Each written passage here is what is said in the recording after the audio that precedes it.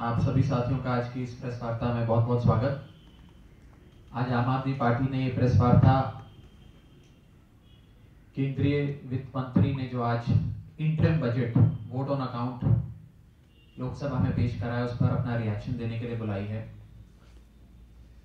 एक ऐसी सरकार जो अपने डिपार्चर लाउंज में बैठी हुई है, जिसकी विदाई आज से 4 महीने बाद हो जाएगी, उस डिपार्चर लाउंज में बैठी सरकार ने एक इलेक्शन स्पीच आज लोकतंत्र के सबसे बड़े मंदिर के पटल पर रखी, जो बजट कम और एक इलेक्शन स्पीच ज्यादा थी। इंटरिम बजट अक्सर एक इलेक्शन स्पीच बन के रह गया इस देश में, चाहे वो 1995 में डॉक्टर मनमोहन सिंह की स्पीच हो, चाहे 2009 में प्रणब मुखर्जी जी की स्पीच हो, चाहे 2014 में पी चिदम्बरम जी के इंटरिम बजट की स्पीच हो। पर इतनी लंबी और इतनी राजनीतिक स्पीच शायद रीसेंट इतिहास में नहीं देखी गई। मुख्य तौर पर जो 4-5 चीजें निकल कर आई हैं उस पर विस्तार से बात रखने से पहले हम ये अवश्य कहना चाहेंगे कि दिल्ली के साथ, दिल्ली के लोगों के साथ सौतेला व्यवहार जो केंद्र में बैठी भाजपा सरकार पिछले 5 साल से कर रही थी वो जारी है। दिल्ली सरकार को केंद्र में बैठी भाजपा सरकार एक नया पैसा नहीं दे रही है। केंद्र सरकार हर राज्य सरकार को वित्तीय आयोग यानी कि फाइनेंस कमीशन की जो रिकमेंडेशंस होती हैं उसके हिसाब से सालाना रकम देती है। यानी कि कुल डायरेक्ट टैक्स कलेक्शन और इनडायरेक्ट टैक्स कलेक्शन जो राज्य करते हैं उसका कुछ प्रतिशत केंद्र सरकार राज्यों को वापस देती है उनको खर्च करने के लिए। दिल्ली सरकार कई लाखों करोड़ रुपए डायरेक्ट टैक्स और इनडायरेक्ट टैक्स की कुल कलेक्शंस के जरिए केंद्र में बैठी भाजपा सरकार को देती है। लेकिन आपको जान के अचंभा होगा कि 2001 से लेकर आज तक हर साल केवल 325 करोड़ रुपए केंद्र में बैठी सरकार दिल्ली की सरकार को देती है, दिल्ली के लोगों को देती है। यानी कि लाखों करोड़ों रुपए income tax, GST, value added tax और अन्य प्रकार से जो राज्य दिल्ली की राज्य सरकार कलेक्ट करती है और केंद्र सरकार को देती है, उसका केवल 325 करोड़ रुपए हमें दिया जाता है। यहाँ पे हमारा हक कम से कम नहीं तो कम से कम 70,000 करोड़ का है। अगर वित्तीय आयोग की रिकमेंडेशंस के हिसाब से देखें तो जहां 70,000 करोड़ रुपए दिल्ली की जनता को भाजपा सरकार को देने चाहिए, वहां केवल 325 करोड़ रुपए भाजपा सरकार दे रही है। दूसरा, इस सरकार ने इस बजट के जरिए ये कबूला है कि पिछले 5 सालों में इस सरकार ने किसानों के लिए रत्ती भर काम भी नहीं किया। पिछले 5 साल इन लोगों ने किसान विरोधी काम करे, किसान की कमर तोड़ी और फार्मर सुसाइड्स इस देश में सबसे ज्यादा हुए इस कार्यकाल में। और अंत में जब चुनाव में केवल 3-3.5 महीने रह गए हैं और इनकी विदाई होने जा रही है, तब एक 6,000 रुपए का सालाना आय का तोहफा ये लोग किसानों के लिए लाए हैं, जो अपने आप में एक बहुत बड़ा मजाक है। ये मजाक क्यों है? इसके 3 कारण हैं।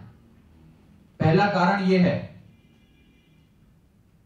कि हिंदुस्तान की एग्रीकल्चर की व्यवस्था, जो किसान की खेती की व्यवस्था होती है, उसमें सबसे गरीब आदमी, सबसे मजबूर आदमी वो होता है जो लैंडलेस लेबरर होता है। यानी कि जिस व्यक्ति के पास अपनी जमीन नहीं है, जो किसानी एक नौकरी पेशा किसानी कर रहा है, जो उस जमीन के मालिक की नौकरी पर है, वहां पर खेती बाड़ी कर रहा है, उस लैंडलेस लेबरर की, उस फार्मिंग वर्कर की आय नहीं बढ़ी, उसको आय नहीं दी गई।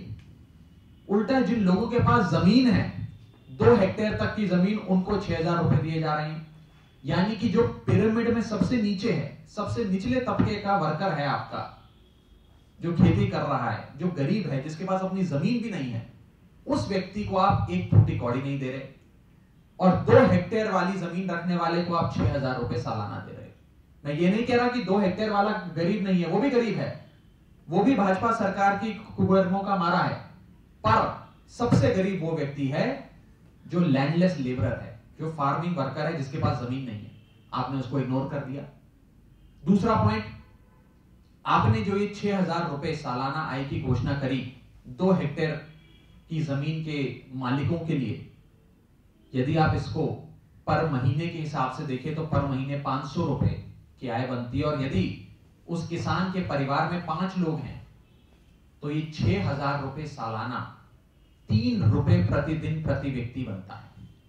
क्या आज केंद्र में बैठी मोदी सरकार ये कह रही है कि किसान के परिवार में रह रहे लोग 3 रुपए प्रतिदिन में अपना गुजारा कर सकते हैं?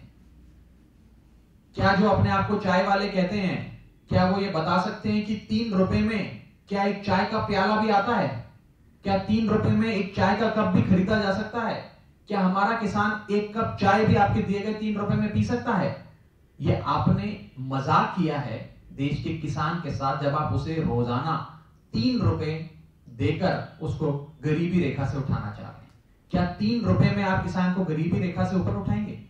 ये एक बहुत बड़ा मजाक बन के रह गया है। और तीसरा अहम पॉइंट, जो 6,000 रुपए प्रति फार्मर दिया जाएगा, इसका खर्च कहां से भुगतान होगा? इसका पैसा कहां से आएगा? कुल मिलाकर इसका सारा खर्चा हमारे जीडीपी के 1% का बनता है। जीडीपी का 1% लगभग 90 से 1 लाख करोड़, यानी कि 1 लाख करोड़ रुपए इसकी लागत भारत सरकार को आएगी किसानों को 6,000 रुपए देने में। यह पैसा कहां से आएगा? क्या आप और सब्सिडीज को कम खत्म कर देंगे? क्या और जगह जहां आप लोगों को रिलीफ दे रहे हैं वो खत्म कर देंगे? क्या आप एमएसपी को और कम कर देंगे? आप कहां से ये 1 लाख करोड़ रुपए लाएंगे? इसके बारे में कुछ जानकारी इस बजट में नहीं दी गई। दूसरा विषय, इस पूरे बजट में एम्प्लॉयमेंट को लेकर, यानी कि कैसे इस देश में नौकरियां बढ़ाई जाएं, उस बारे में रत्ती भर चर्चा भी नहीं करी गई। कल एक अखबार के माध्यम से यह जानकारी आई है कि एनएसएसओ का सर्वे, एनएसएसओ की रिपोर्ट यह दर्शाती है कि इस देश में सबसे ज्यादा बेरोजगारी की दर है। हमारे देश में पिछले 45 सालों के इतिहास में सबसे ज्यादा बेरोजगारी की दर, यानी कि highest ever rate of unemployment in India's history of last 45 years. आपने पिछले 5 साल के कार्यकाल में 11 मिलियन नौकरियां छीनी हैं।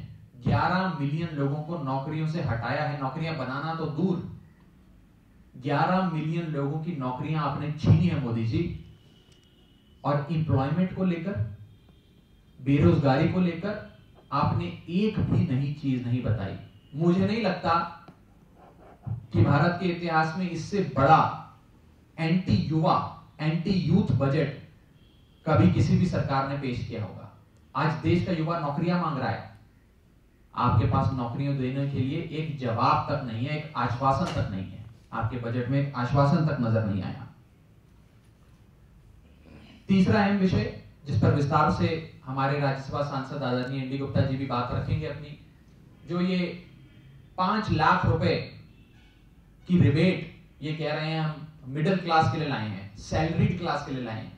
यानी कि यदि आपकी आय 5 लाख रुपए है तो आपको कोई भी टैक्स नहीं भरना।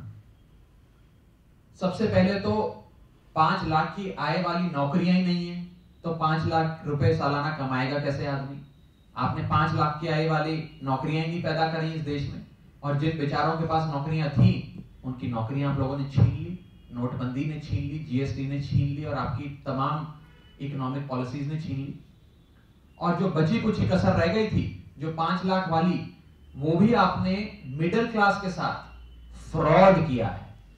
मैं बड़े जिम्मेदारी के साथ इस शब्द का प्रयोग कर रहा हूं। मिडिल क्लास के साथ मोदी सरकार ने फ्रॉड किया है। पिछले 3 घंटे से सारे न्यूज चैनल, सारा मीडिया ये दिखा रहा है कि यदि आपकी आय 5 लाख रुपए तक है या उससे ऊपर भी है, तो भी आपको 5 लाख रुपए तक की आय पर 1 फुटी कौड़ी इनकम टैक्स नहीं देना। यह सरासर गलत है।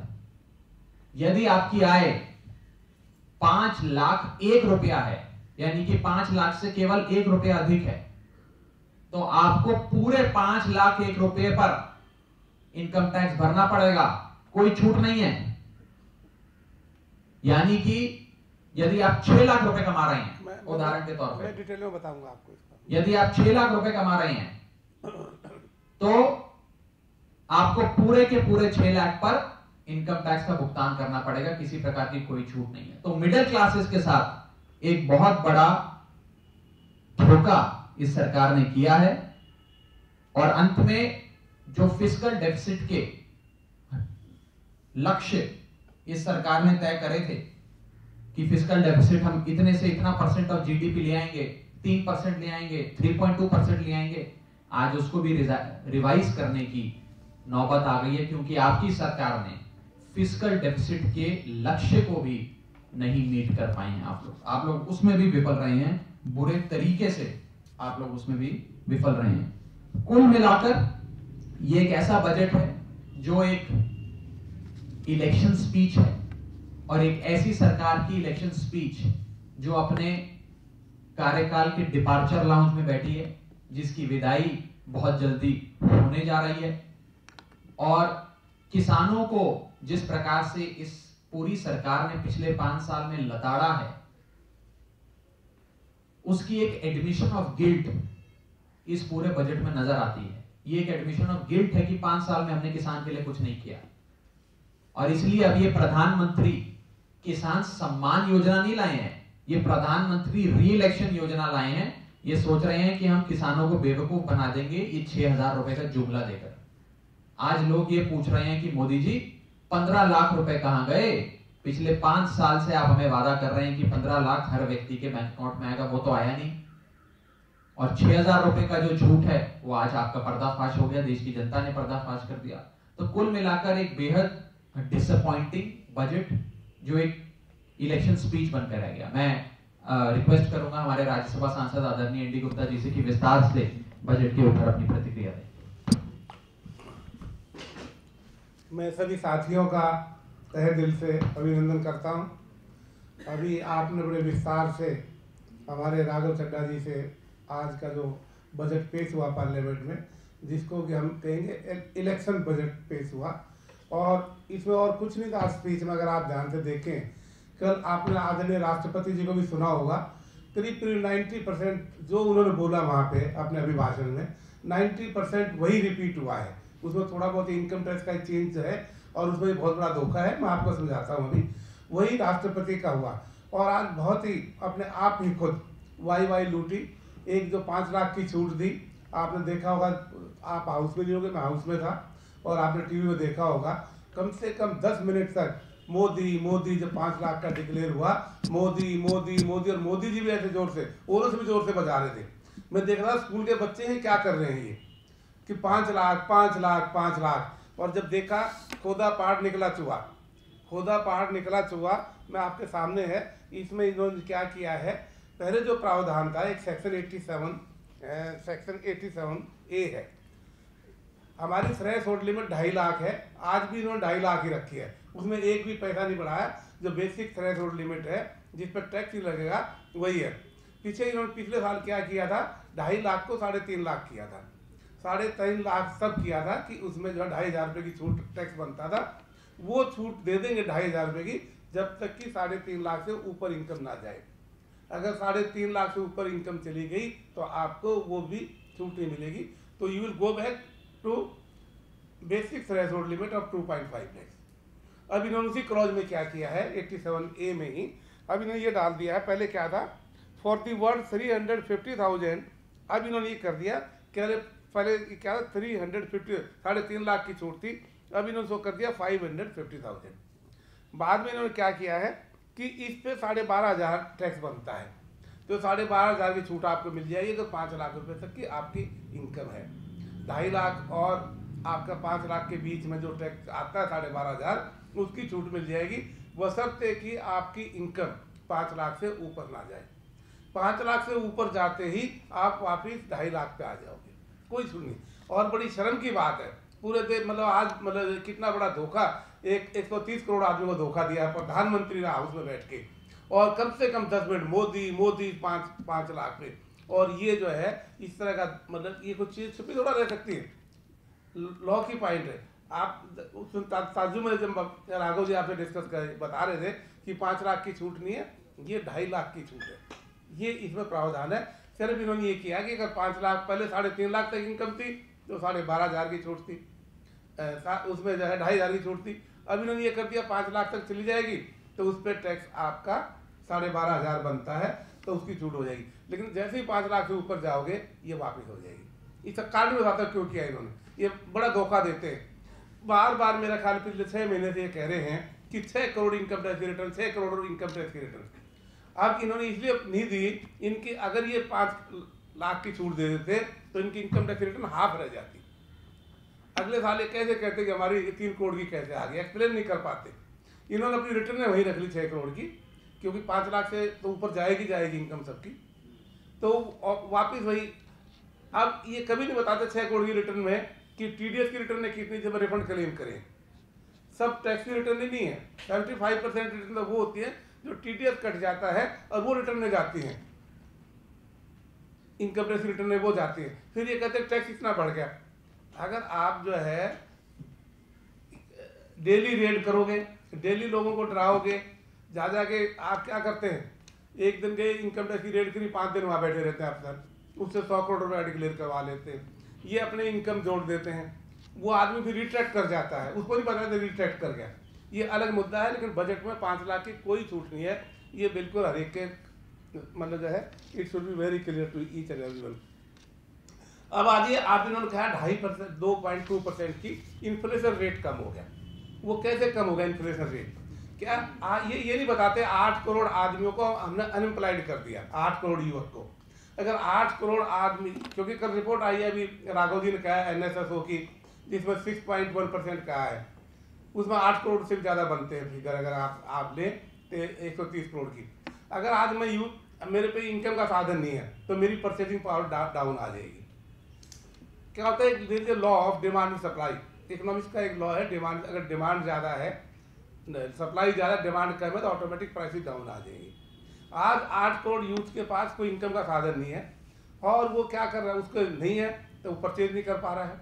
आपने देखा आपके दिवाली कितनी मंदी थी, मार्केट में लोग खरीदारी के लिए जा पा रहे थे बिल्कुल भी। उसका कारण ये क्या था, इनकम ही नहीं है। जब इनकम नहीं होगी और डिमांड सप्लाई बराबर बढ़ती जा रही है तो प्राइसेस डाउन आएगी।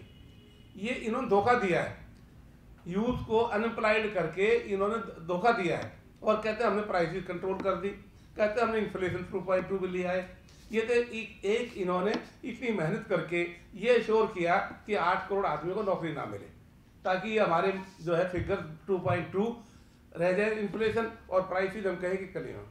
तो इस तरह से अब सबसे लास्ट में उन्होंने क्या कहा, अब देश में विकास की क्रांति आएगी। भाई 5 साल तक आप क्या करते रहे थे, अब क्रांति आएगी आगे। आप तो मई के बाद हो नहीं, क्रांति कहाँ से आएगी?